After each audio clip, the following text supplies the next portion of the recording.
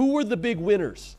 As we say on this show, man, we honor the Talladega Nights principle when it comes to winners. Winners do what they want. So without further ado, who were the big winners from this past transfer portal cycle? I think the Ducks were winners. You're saying, JD, the Ducks only got 2 players in this spring portal cycle. Yes, that's true. But again, not everybody's shopping list when it comes to the transfer portal is equal. Some teams, they may already have what they need in the fridge. They don't need to go out and add some pieces. They saw what they saw in spring football, thought it was good enough. Oregon saw the opportunity to add some more pieces, and they went out and did just that. Adding Peyton Woodyard, safety from Alabama, is a 4-star from the 2024 cycle, and Derek Harmon, 6'3", 320 pounds. Big boy from Michigan State in the middle of that defense. Derek Harmon, to me, is the more impactful of these two. Nothing against Peyton Woodyard. I think he'll compete for some playing time. When you talk about Oregon and they're moving to the Big Ten, they have some pieces on that defensive line from Mateo Uiagalelei, Jordan Burch. They're going to be able to get after the passer. But if you want to win big in the Big Ten, if you want to win the whole freaking conference, you got to be able to stop the run. And Oregon did that last year, but are they going to be able to do that at the level they need to be able to win that conference title? Look at Michigan, the way that they won this conference the last 3 years. They are a line of scrimmage team. They major in the big boys up front. Derek Harmon is going to help add to that effort for Oregon in 2024. Miami. Mario Cristobal, man, it's no surprise to anybody across America that Miami was active in the portal. They were active in that winter cycle. They were active in the spring cycle. They went attack mode, added 5 transfers. That's a lot given the fact that it's only a 2-week cycle for guys to jump in there. I loved the way that Mario Cristobal and this staff really addressed the supporting cast for Cam Ward. Because Cam Ward, you got Xavier Restrepo, you got JoJo Trader, you got some guys that he can throw the football to, but they say, hey, we need to get somebody that can pop the top on a defense and keep those safeties at bay.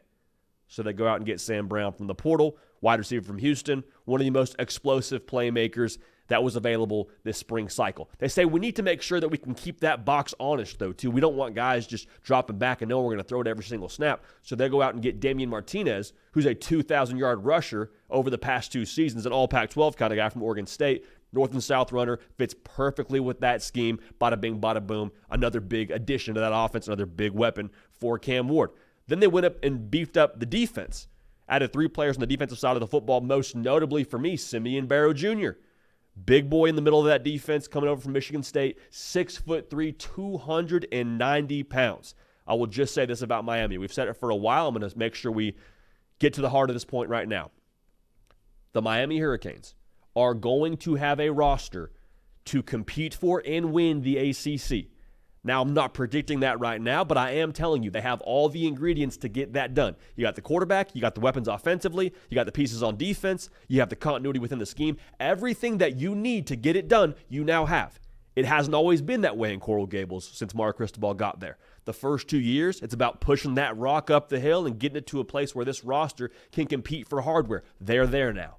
Make no mistake about it. They are there now. Will it happen? They got to go do it on the field. But they have the roster to get it done. Auburn, same approach as Miami. They were direct. They were extremely direct in knowing what they wanted. They went out to the grocery store, went out to your Walmart, your Target, your Kroger, your Albertsons, wherever you go shopping. Auburn went there. They checked the aisle. They knew where to look, and they got exactly what they needed. They allowed 4.5 yards of carry last year, did Auburn. It's not going to get it done. Not in the SEC. So what do? They go out and add Philip Bleedy from Indiana, who a lot of schools wanted his services. A lot of schools in their conference wanted his services.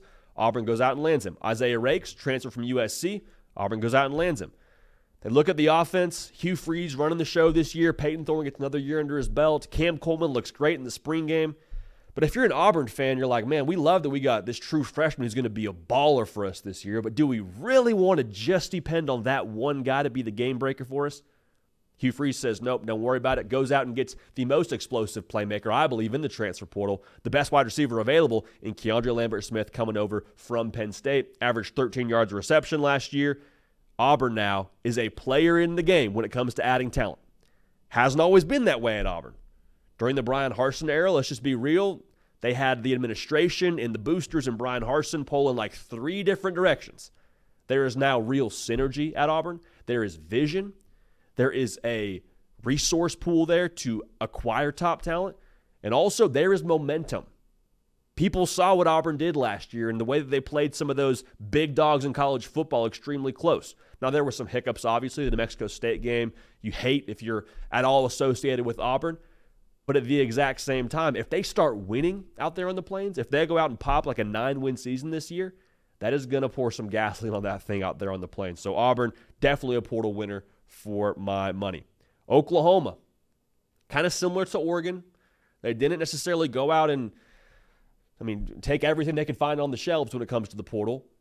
But I think they packed accordingly for their move to the SEC. You're going somewhere cold, you pack a lot of jackets. You're moving to the SEC as a conference, you go and make sure you have the big boys up front to get it done. Oklahoma acquired 3 different individuals all in the line of scrimmage, 2 on the defensive line, 1 on the offensive line. Branson Hickman was the offensive lineman they acquired from SMU. He's going to be a player for them, I believe. Dominique Williams was the have-to-get-it kind of guy that they had from this transfer portal cycle. They won his commitment over Texas, as we mentioned on yesterday's show.